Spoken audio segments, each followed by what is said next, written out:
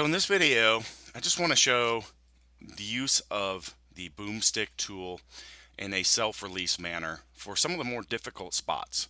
And we publish a lot of content on how to hit these spots, but they're always done with someone else. And that doesn't mean that they have to be done in that manner. So very effectively, we can get a nice trap release. And I'm doing this by putting the AccuMobility ball under my trap to help create a shelf, setting it with the hand that I'm going to work, and then holding it with the opposite hand. And then doing basically the same movements that we would do in the traditional fashion if someone was assisting, and get the release that we want. Then I'm going to hit the other side here. So you can see it's pinpointing that trap. I can use that knurl to grab onto that and drive more pressure in there, but typically the weight of the device is going to provide quite a bit, especially if you've got that AccuMobility ball in there as well.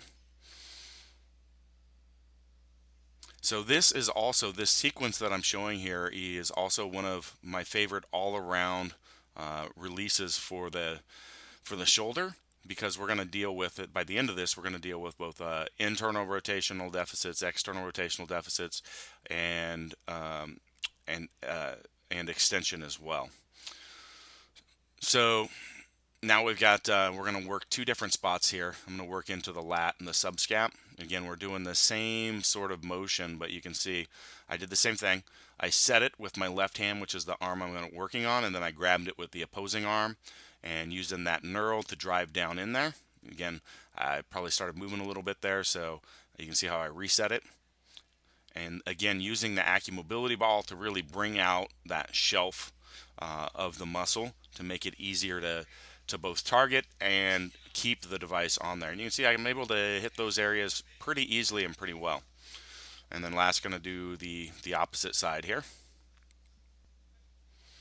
So nothing additional really to show here.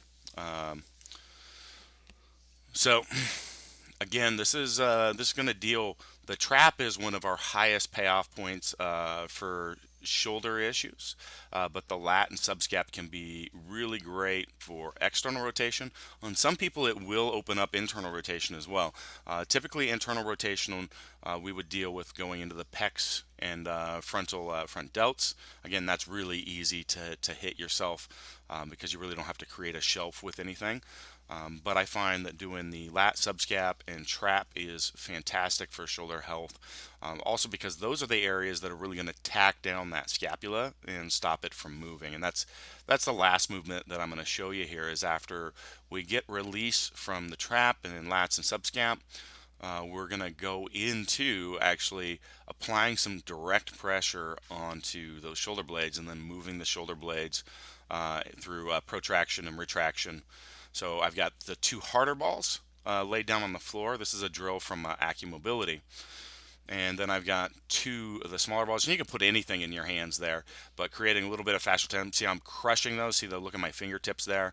And then I'm moving those shoulder blades through the range of motion. And I'll go both directions. And what you want to do here, and you see me shuffling around a bit, is finding the most painful spots that you can in those areas. So you might have to vary around with the width of the balls and then where they're actually sitting at on the shoulder blades. But you can, even in that position, see those. We want to get those shoulder blades gliding along that rib cage is what we're looking for. This is very similar to some of the wall angel drill or series that we've got on the KMS website. So we've got a whole bunch of drills along this on the KMS website as well. So again, this is a really great sequence for mobilizing the shoulders as a whole.